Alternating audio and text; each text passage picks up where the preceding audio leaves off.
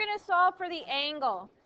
So on your calculator, you've been doing up to this point inverse operations, and maybe you didn't even realize you've been doing it. For instance, what is the inverse operation of adding, multiplying, squaring? Okay, so guess what the inverse operation of cosine is? Inverse cos, it is. It is inverse cos. And then the inverse operation of tan is inverse tan. You can see it on your calculator as the second function behind your sine, cosine, and tangent. Do you see you have a sine and it has a -1 there? That means inverse sine. Inverse cos and inverse tan. So what do? They undo the tan. They undo the cosine. They undo the sine. So do you see here it says sine x equals 0.3126. If I want to go from sine x to x, you have to undo it. How do I undo it? And you don't have to show this step. I'm just showing what is happening here. What you're going to do is you're going to inverse sine both sides. That's the algebra. Whatever you do one side, you do the other. The inverse sine undoes sine, and that's how you're left with on the left side just x magically by itself. Whatever you do one side, you got to do the other. So now what we're going to do is we're going to go inverse sine of 0.3126, and that will give you your angle. So let's punch her in. Everybody punching it in? So we'll do it to the nearest tenth. 18.2 degrees. So what do we do for the next one here? We have to inverse cosine both sides. Do you see? Inverse cosine undoes cos, and the x is left on the left side. So I got to do the same thing on the right side. So inverse cosine of 0.1126. Did you get 83.5 degrees? Okay, same thing with tan. Inverse tan, again, both sides. That gives you the x by itself, and inverse tan of 1.25 is 51.3 degrees. Anybody having trouble with that on their calculator? No?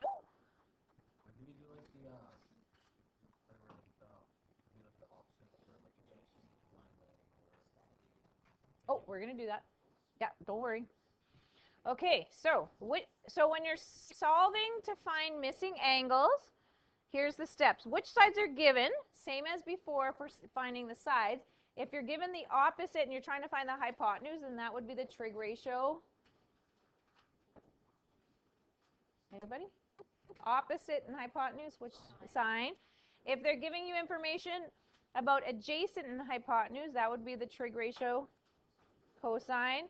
And same with tan, so opposite and adjacent. So you got to figure out which it is using your SOHCAHTOA, set up the equation, and I know it says divide the fraction, then use inverse sine. Once you get really good at this, you can just go directly to inverse sine or inverse cos of whatever that fraction is. So let's do it. We're going to find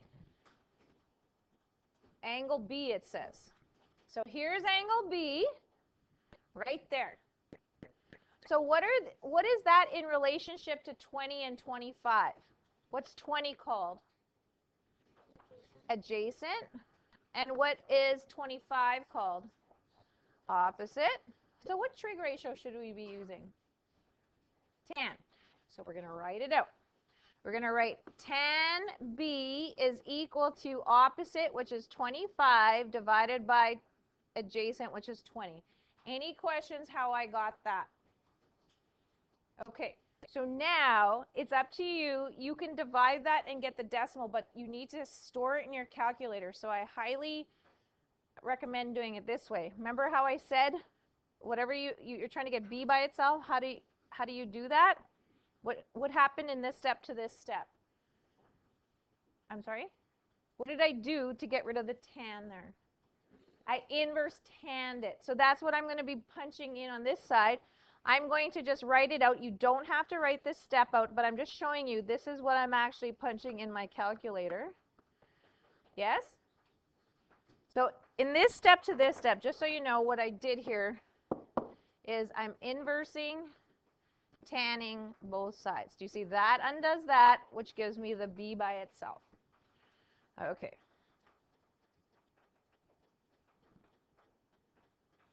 So B is approximately 51.3 degrees. Did everybody get that when they punched it in? So again, doing this step where you figure out what 25 over 20 is an extra step. If you can just punch in inverse tan of 25 divided by 20. Make sure you use the brackets though. Let's see if my thing's going to work right now. It's not going to work. Next example.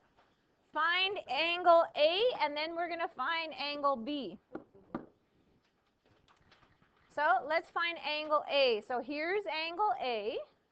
What is 11.5 in relation to A? It is the opposite. What is 18 in relation to the hypotenuse? Very good. So what trig ratio am I using here?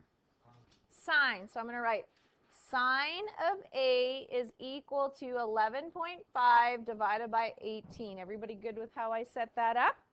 What's the step now I do to get A by itself? What's the step to get A? Inverse. I'm going to write this step. Otherwise, you can just put the answer. I'm going to write what I'm going to punch in my calculator, which is inverse sine of 11.5 divided by 18. You need to watch your notation. I see a lot of people are writing just sine equals 11.5 over 18. That's incorrect. It's sine of A. You need to have something there. Okay, so let's figure out what that is.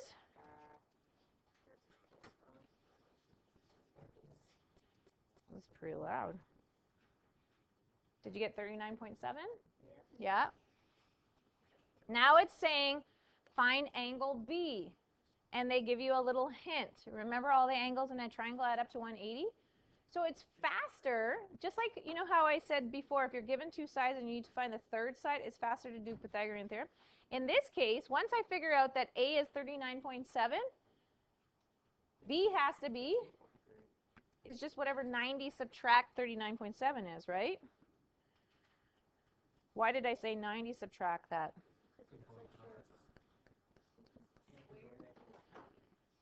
Right, so if all three add up to 180 and this is 90, that means these two have to add up to 90. Does that make sense to you? So you don't actually have to add 39.7 and 90 degrees to it and then subtract from 180. You could just subtract 90 from 39.7 and get that. It doesn't matter how you get it, but just a little shortcut. Some people like shortcuts. Okay, do you want to try this by yourself? Okay, try this by yourself, and then I'll go over it. Okay, so G, this would be adjacent. This would be hypotenuse, so that is cosine. So cos of G is equal to adjacent, which is 5.8 divided by 7.3. So G is approximately, so what am I punching in my calculator? Inverse cosine of 5.8 divided by 7.3, yes? Oops, something happened on my calculator. Oh, I'm in radians accidentally. Try this again.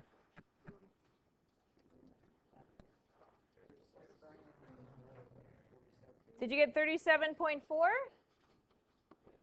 Okay, and then H, of course, is going to be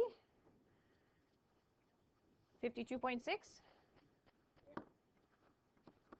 Any questions there? Okay, we're moving on. Did everybody have a chance to do these? Once you get good at this, it goes fast, eh? Yeah. Okay, so if I'm trying to find theta, Remember that's what that's called, is theta. This would be adjacent. This would be hypotenuse. So which trig ratio am I using? Cosine. So again, write out what you're doing. So 36 divided by 47. And then theta is approximately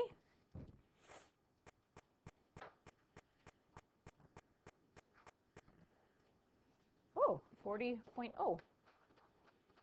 Is that what you got? 40. Yeah? It's still rounded because it's not exactly 40 degrees, right? So it's still, well, you're supposed to indicate that it's actually rounded. So if it says correct to 1 decimal place, then you're supposed to have a minimum of 1 decimal place. Yeah. Okay, how about this one? What's this setup? Sometimes it's easier to do the hypotenuse first so then you don't get it mixed up, even though you don't need hypotenuse. This is opposite. This is adjacent. So what am I actually going to use? Tan. Very good. So tan theta is equal to 87 divided by 26. So I'll give you a second.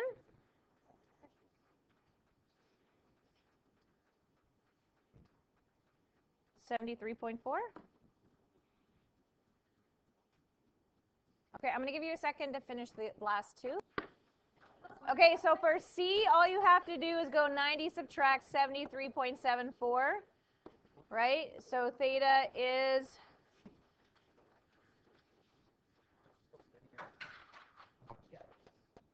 16.26 degrees, yes?